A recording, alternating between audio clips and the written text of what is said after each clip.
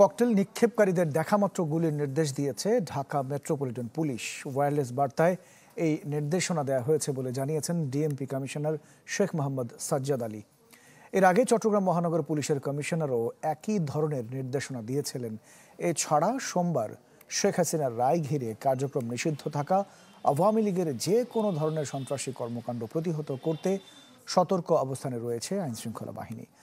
আন্তর্জাতিক অপরাধ ট্রাইব্যুনালের রায় ঘোষণাকে কেন্দ্র করে গেল কয়েকদিন রাজধানী ঢাকা এবং আশপাশের বিভিন্ন স্থানে বাসে আগুন দিয়েছে দুর্বৃত্তরা। এছাড়াও ঢাকা মহানগরীর বিভিন্ন স্থানে ককটেল বিস্ফোরণও ঘটে।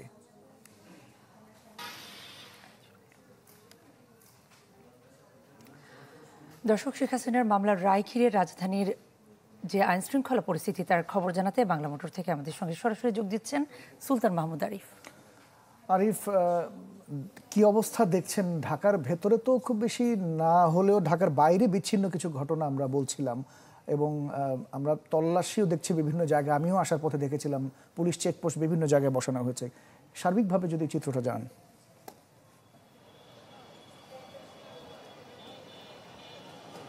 সার্বিকভাবে আগামীকালকের পরিস্থিতি নিয়ন্ত্রণে রাখার জন্য ইতিমধ্যে ডিএমপির পক্ষ থেকে বলা হয়েছে যে ককটেল বিস্ফোরণ বা গাড়িতে আগুন দেখা মাত্র যেন গুলিও করা হয়, সেই নির্দেশনা কিন্তু দেওয়া হয়েছে। এবং এই নির্দেশনার ভিতরে কিছুক্ষণ আগেই এনসিপি কার্যালয়ের সামনে, আমি এখন যেখানে দাঁড়িয়ে আছি, এখানে কিন্তু ককটেল বিস্ফোরণের ঘটনা ঘটেছে এবং ককটেল বিস্ফোরণের ঘটনা কিন্তু ঘটেছে। এবং এছাড়া সেন্ট্রাল রোড অর্থাৎ উপদেষ্টা যে রেজওয়ানা, তার বাসার পাশেই কিন্তু দুটি ককটেল কিছুক্ষণ আগে বিস্ফোরণের ঘটনা ঘটেছে। এবং দুটো জায়গায় আমাদেরকে আইনশৃঙ্খলা রক্ষাকারী বাহিনীর সদস্য যারা রয়েছেন তারা আমাদেরকে নিশ্চিত করেছেন। এবং এর বাইরে রাজধানীর বেশ কয়েকটি জায়গায় যে আগুন দেওয়ার যে ঘটনা বা আগুন দেওয়ার যে চেষ্টা, সেটিও কিন্তু করা হয়েছে। এবং এছাড়া আরও বেশ কয়েকটি জায়গায় কিন্তু ককটেল বিস্ফোরণের ঘটনা কিন্তু ঘটেছে।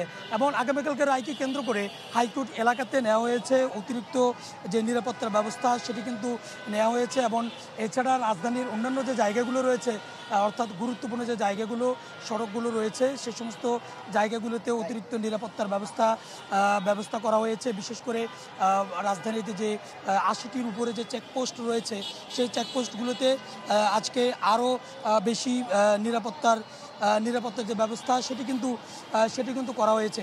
সব মিলিয়ে বলা যায় যে আগামীকালকের রায়কে কেন্দ্র করে আইনশৃঙ্খলা রক্ষাকারী বাহিনীর সদস্যরা ব্যাপক তৎপর রয়েছেন এবং ডিএমপির পক্ষ থেকে কঠোর অবস্থানে ইতিমধ্যে যাওয়া হয়েছে। এবং সব মিলিয়ে বলা যায় যে যারা নাশকতা করবে তাদের যেরকম নাশকতামূলক কার্যক্রম অব্যাহত রয়েছে, তেমনিভাবে তাদেরকে নিধনে এবং বিশৃঙ্খলা এড়িয়ে বা বিশৃঙ্খলা এড়াতে আইনশৃঙ্খলা রক্ষাকারী বাহিনীর সদস্যরাও কিন্তু প্রস্তুত রয়েছে। অনেক ধন্যবাদ। সুলতান মাহমুদ আরিফ যুক্ত হয়েছিলেন রাজধানীর বাংলা মোটর থেকে।